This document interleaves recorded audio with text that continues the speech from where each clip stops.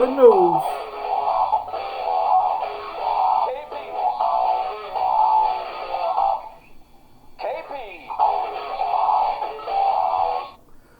Peace, peace, peace.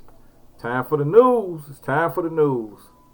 I usually don't do two news broadcasts in the same day, but I'm going to do two today because after putting myself on blast, I want to make sure that I do something positive for a change.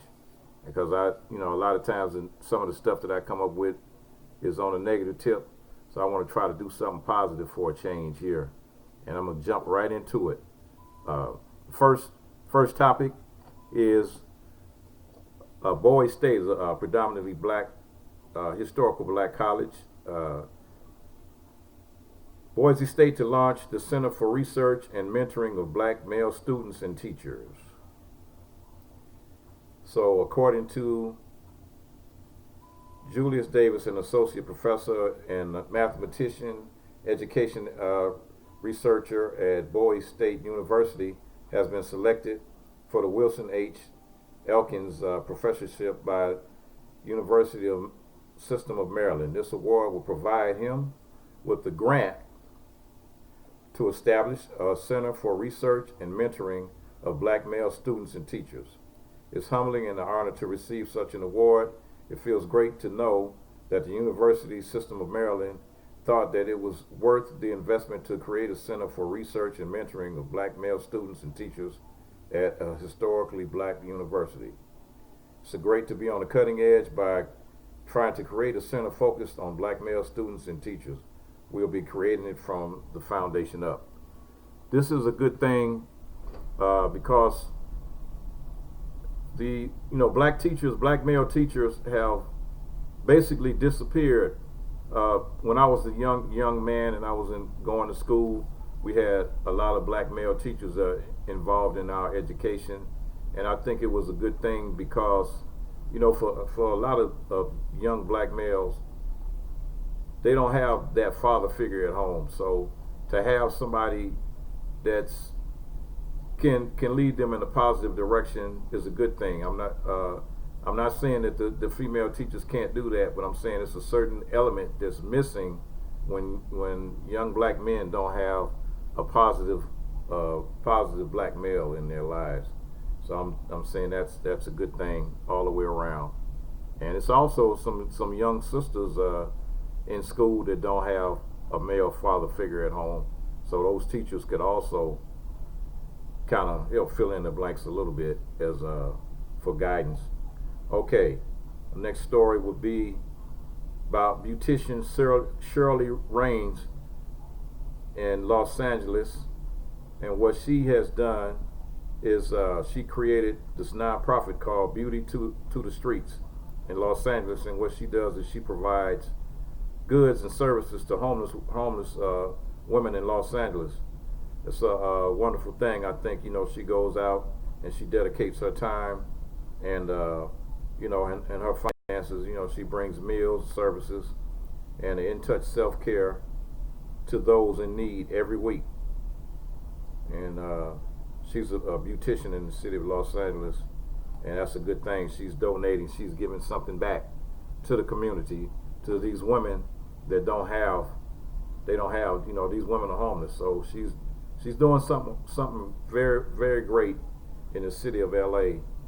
I like to also give a shout out to Sister Molly Bell from Compton, my hero, Molly Bell from Compton.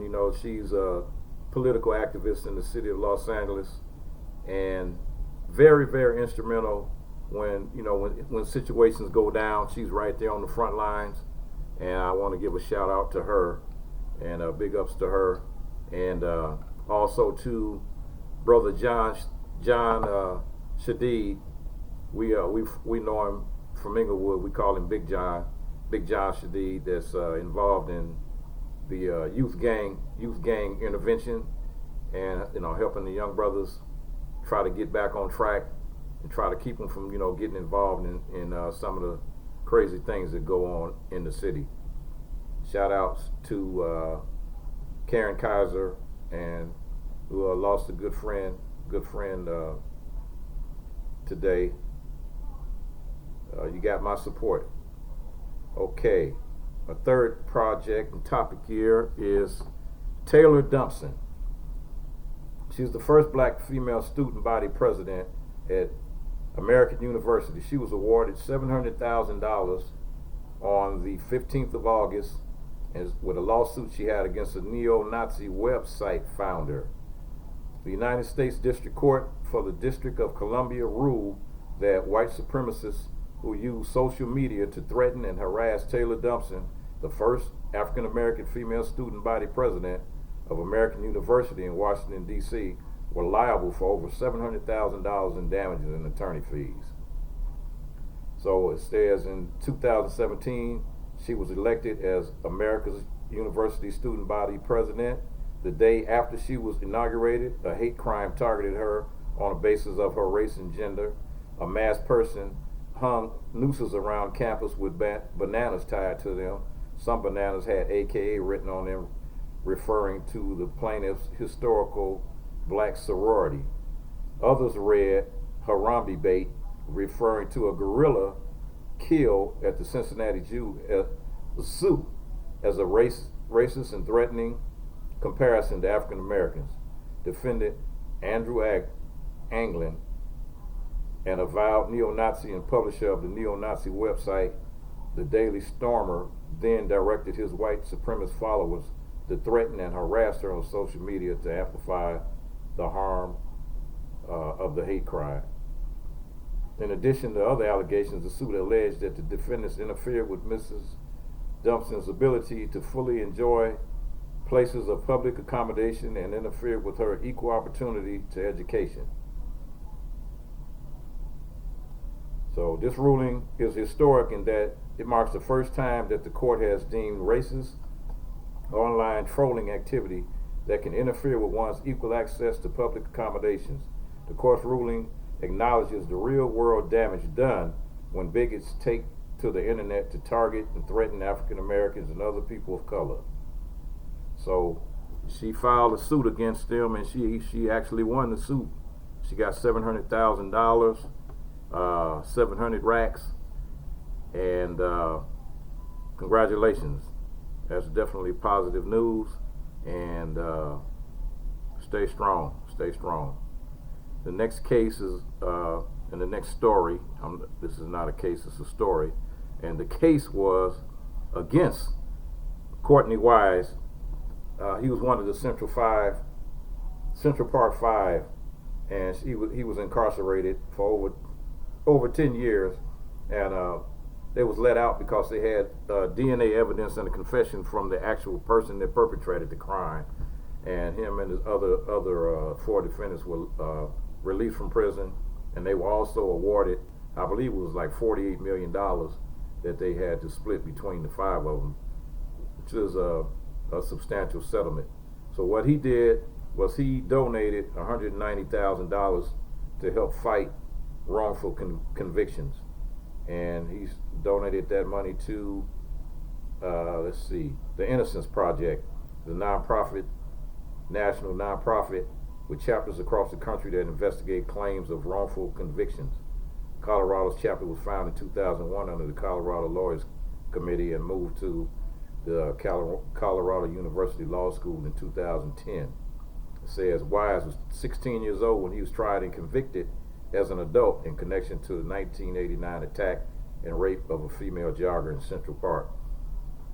As we all know, the DC dunce took it upon himself to actually take out a full-page ad and try to incite people to harm these guys when they were free. And even though they have been exonerated and they have been paid millions and millions of dollars, he still is spouting out all this hate against these five innocent black men. So the DC dunce, we could care less what you think. The facts themselves tell the truth about the whole story.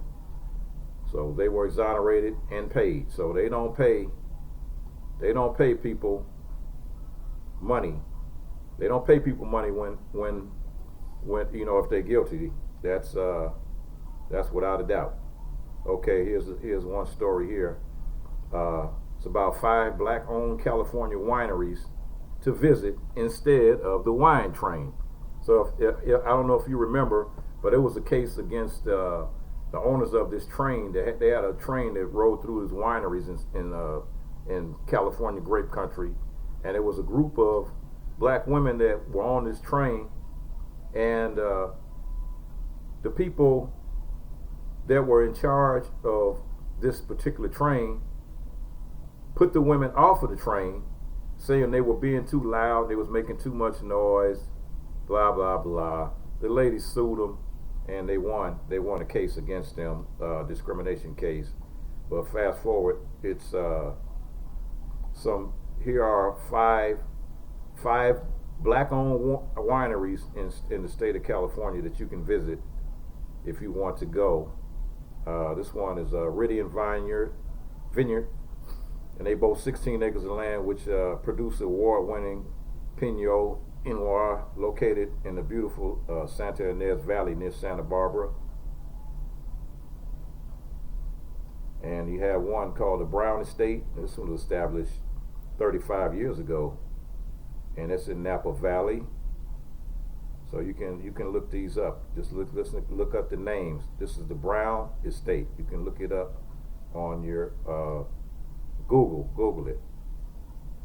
The Esterlina Vineyards is owned and operated by the Sterling brothers.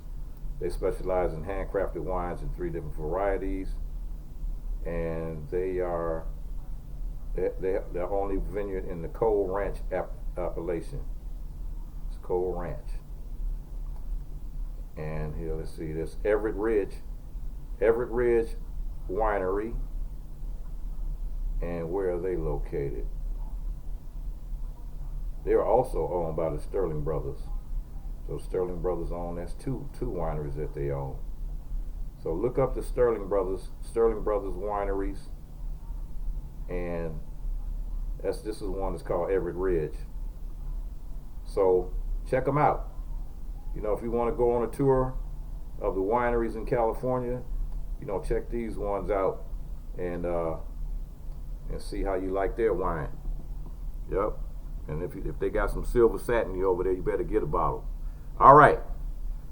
This is KP, and I'm just trying to do my thing here, trying to bring you a little positive news for a change.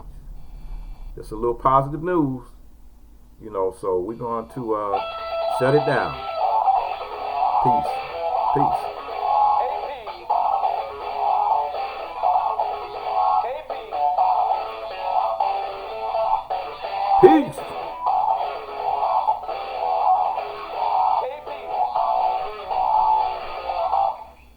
That's the news, baby. That's a wrap.